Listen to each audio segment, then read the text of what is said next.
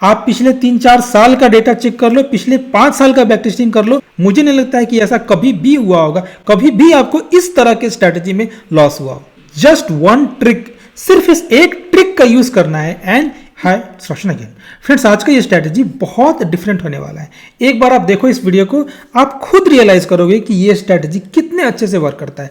आप पिछले 3 साल का, पिछले 5 साल का डेटा चेक कर सकते हो। आप जितना बैक टेस्टिंग करना चाहते हैं आप करके देख सकते हैं। ये स्ट्रैटेजी बहुत अच्छे से वर्क करता है। देखो, सबसे पहली बात कि आपको इनिशियली कोई ट्रेड नहीं लेना है। आपको एक पेपर ट्रेड लेना है इनिशियली, हर मंथ के बिगिनिंग में। अब पेपर ट्रेड आप स्टॉक मार्केट में भी ले सकते हैं, ऑप्स्टा में, सेंसिबल में, कहीं भी ले सकते हैं। एक पेपर ट्रेड लेना है, कैलेंडर, डबल कैलेंडर लेना है, ठीक है। रियल ट्रेड नहीं लेना है। एंड उसके बाद आप एक्चुअली में जो भी ट्रेड करते हो वो करते रहो। फॉर एग्जांपल, कोई आयरन फ्लाई करता है, कोई बैटमैन करता है, कोई बटरफ्लाई करता है। आप जो ट्रेड करते हो आप अपने रेगुलर ट्रेड को कंटिन्यू रखो। बस मंथ के बिगिनिंग में आपको एक पेपर ट्रेड ले लेना है। अभी मैं आपको बताता हूं पेपर ट्रेड क्यों लेना है एंड स्ट्रेटेजी क्या है, आपको करना क्या है, ठीक है। देखो, मैंने मंथ के बिगिनिंग में लिया था, 2024 का एग्जांपल है ये। मैं मंथ के बिगिनिंग में लिया था।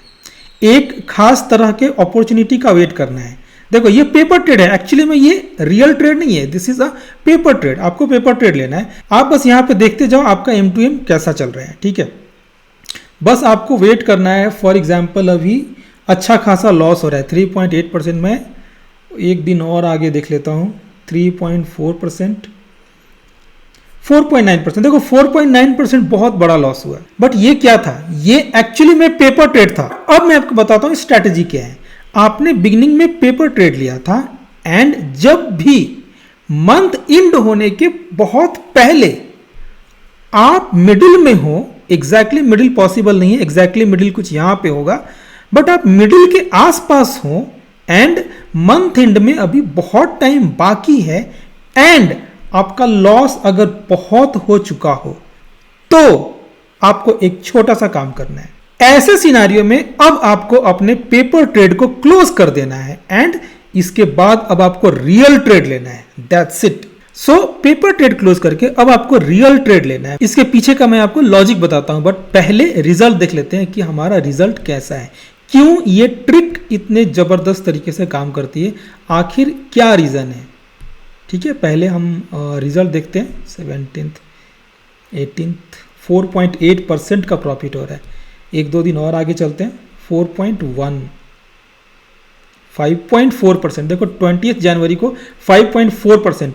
अगर ये ट्रेड आपने बिगिनिंग से ही कैरी किया होता 1 जनवरी से, तो आपको कितना हो रहा होता? उस समय 5% के आसपास का लॉस हो रहा था।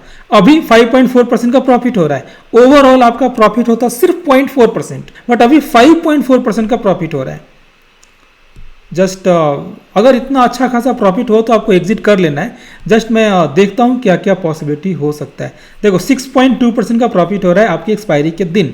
अगर आपने बिगनिंग वाले ट्रेड को कैरी किया होता तो 6.2 -5 ऑलमोस्ट 1.2% के आसपास का ही प्रॉफिट होता। अब मैं आपको बताता हूं इसके पीछे का ट्रिक क्या है। देखो, ऐसा सिर्फ कैलेंडर में ही होता है एंड वो भी बार बार नहीं होता है, बहुत कम होता है कि आप मिडिल में ही रह जाएं एंड फिर भी आपको बड़ा लॉस हो। ऐसा कैलेंडर में ही होता है। बैटमैन में एंड आयरन काउंटर में किसी भी स्ट्रेटजी में ऐसा नहीं होगा कि कभी भी आप मिडिल में हो एंड फिर आपको लॉस हो। बट कैलेंडर एकमात्र ऐसा स्ट्रैटेजी है जहां मिडिल में रहने के बाद भी आपको लॉस हो सकता है, भले ही फ्रीक्वेंट ना हो, भले ही वो लॉस रेयर हो। बट अगर ऐसा अपॉर्चुनिटी मिल गया तो ऐसे अपॉर्चुनिटी को छोड़ना नहीं है। एंड देखो, ये जस्ट मैंने आपको एग्जांपल के लिए बताया था। अगर आपको फॉर एग्जांपल आई थिंक 20 तारीख के आसपास 20th को देखो 5.4% का प्रॉफिट मिल रहा था। मैं इस पे ऑफ को एक दिन आगे करके पीछे कर लेता हूँ, ये ब्लू लाइन एडजस्ट करने में टाइम लगता है। हाँ, सो अगर आपको 5.4% के आसपास का प्रॉफिट हो रहा था तो 20th को ही एग्जिट कर लेना था। अब देखो, यहाँ पे एक काम और किया जा सकता है। फॉर एग्जांपल, अगर कोई मल्टीपल ट्रेड से, अगर कोई मल्टीपल लॉट से ट्रेड कर रहा होता तो आप इसे लॉस फ्री भी कर सकते थे। दोनों सेल लेग से 1 लॉट एग्जिट कर दो। Just one opportunity, just one trick, सिर्फ इस एक ट्रिक का यूज करना है एंड इतना जबरदस्त प्रॉफिट आपको मिल सकता है। आप देख सकते हैं आपका प्रॉफिट कितना जबरदस्त है। बस मैंने इस एक trick, kind of maximum loss, 3% से ज्यादा क्या लॉस होगा? अगर आप मिडिल में ही है तो वर्स्ट सिनेरियो में 4% तक का लॉस हो सकता है। उससे ज्यादा का लॉस होना बहुत बहुत रेयर है। तो अब उससे ज्यादा लॉस क्या होगा? एंड वो भी तब जब आपका मंथ एंड होने में बहुत दिन बचा हो। उस दिन 10 जनवरी ही था, मतलब ऑलमोस्ट पूरा मंथ आपके पास पड़ा हुआ था। इन दैट सिनारियो अगर आपको इस तरह का अपॉर्चुनिटी मिलता है तो आपको छोड़ना नहीं है, क्योंकि 10 जनवरी को जो हुआ था उसके बाद अब हमारे पास खोने के लिए कुछ है ही नहीं। अब और कितना लॉस होगा? 3 to 4% का लॉस ऑलरेडी हो चुका है। यही कारण है कि 10 तारीख तक हमारा पेपर ट्रेड चल रहा था, उसके बाद आपको ओरिजिनल ट्रेड लेना है। जब आपने ओरिजिनल ट्रेड लिया तो अब जो भी होगा वो प्रॉफिट ही होगा। जितना खोना था उतना मैंने खो दिया ऑलरेडी, 1 से 10 तक। अब हमारे पास खोने के लिए कुछ भी नहीं है, we don't have anything to lose. So आपको यहाँ पे नया ट्रेड लेना है। इसके बाद ऑलमोस्ट पूरा मंथ पड़ा हुआ है। अब या तो नो प्रॉफिट नो लॉस होगा, नहीं तो प्रॉफिट होगा।